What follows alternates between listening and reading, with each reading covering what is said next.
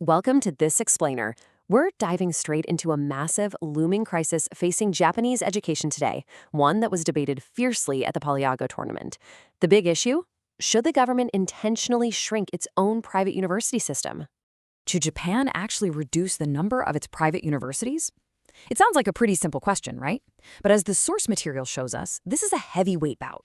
It's not just about education. It touches on these incredibly intertwined issues of national finance, regional survival, and literally the future of human capital in Japan. So we're going to impartially break down the logic from both sides to understand what's really at stake here. Here is our roadmap for today's breakdown. We'll start with the university population crisis, weigh the case for financial efficiency against the defense of educational value, dig into the core clashes, and finally look at the judge's final verdict. All right, part one, the university population crisis. This is the harsh demographic reality hitting Japanese higher education right now. To really understand this debate, you have to grasp this one staggering statistic from the transcript.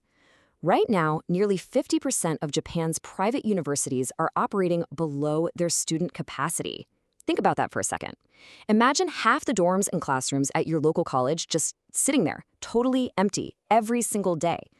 This has sparked some massive fears of an educational oversupply and a really inefficient use of public resources.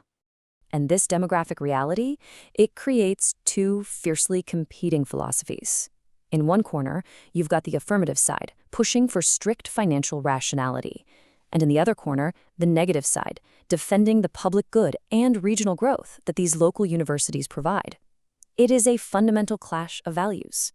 Moving on to part two, the case for financial efficiency. Let's hear the affirmative's opening arguments. Looking at the debate transcript, the affirmative side kicks things off by focusing heavily on those shifting demographics. They're basically arguing that when you're dealing with government subsidies, absolute financial discipline isn't just a nice-to-have, it's an absolute necessity. Their whole argument is built on this kind of domino effect. We've got a declining 18-year-old population, right? So funding half-empty schools is a massive drain on public money. To survive, these schools get desperate and they lower their admission standards just to get bodies into seats. But then that drops the quality of the student body, which eventually wrecks the prestige and brand value of a Japanese university degree in the labor market. Their proposed solution? Immediate reorganization and mergers. They warn that just kicking the can down the road is only going to make the inevitable crash that much worse. But there's always another side to the story. Part three, the case against educational value. Here are the negative's opening arguments.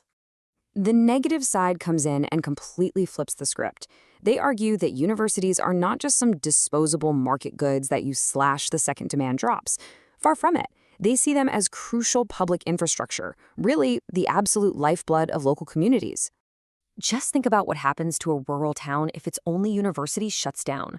Young people pack up and leave, local businesses dry up, and the whole region can spiral into decline. The negative insists that education is a long-term investment.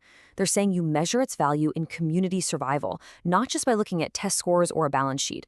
Plus, they point out that forcing mergers crushes morale on the ground. They also strongly feel that the Ministry of Education, not the Finance Ministry, should be driving this process. Instead of just cutting schools, they argue we should focus on the root cause, which is the population decline itself. Okay, part four, the core clashes. Let's get into the rapid-fire rebuttals and Q&A. This is where the debate really catches fire. Let's look at a few flashpoints. Take educational quality. The affirmative warns that empty seats ruin finances and drag down standards. But the negative fires back, saying, well, actually, smaller class sizes mean better student-teacher ratios and a much more interactive learning environment. Or look at future demand. The affirmative says the demographic decline is set in stone, making surplus a severe risk, but the negative counters with a really interesting pivot. What if we fill those empty seats by actively recruiting adult learners and international students instead of just shutting the doors? Now, the affirmative definitely wasn't backing down. They clarified that any cuts wouldn't just be blind across-the-board slashes. They'd use multi-metric evaluations. We're talking graduation rates, regional equities, not just raw cash. And to counter that fear of rural students losing out, they pointed straight to the digital age. They argued we can maintain access through online classes and satellite campuses. To them, true equity means giving everyone access to high-quality education, not just paying taxpayer money to keep the lights on in empty buildings. But the negative shot right back, pointing out something pretty obvious. Simply cutting the supply of schools doesn't magically fix the core population issue. They advocated for something called function-based support, which basically means funding specific, needed community programs instead of applying uniform cuts. And crucially, they poked a massive hole in that high-tech dream from the affirmative. They argue that theoretical safeguards, like throwing everything onto online classes, have some serious, harsh, real-world limits when you're trying to actually teach real students. Which brings us to part 5, the final verdict. Let's look at the judge's decision. So after this incredibly fierce back and forth, the impartial judges at the Poly Ago tournament had to make their ruling. Both sides earned really high marks for their expert logic and passionate presentations. It was an incredibly close call, but in competitive debate, a victor must be chosen. And the official ruling was in. The winner is the affirmative. Why? The judges noted it was because they consistently presented concrete, highly feasible proposals based on realistic constraints like demographics and finances. At the end of the day, the harsh, undeniable math of Japan's population and tightening budgets carry the day over the negative's ideals. But the judge added a really crucial real-world caveat here. In actual policymaking, this isn't just a simple binary outcome. The negatives, points defending educational diversity, regional access, and the broader public good, those are absolutely essential for any future policy design. Because you can't just cut numbers on a spreadsheet without fundamentally reshaping the society around it. So, as we wrap up this explainer, we want to leave you with the exact same dilemma these debaters faced.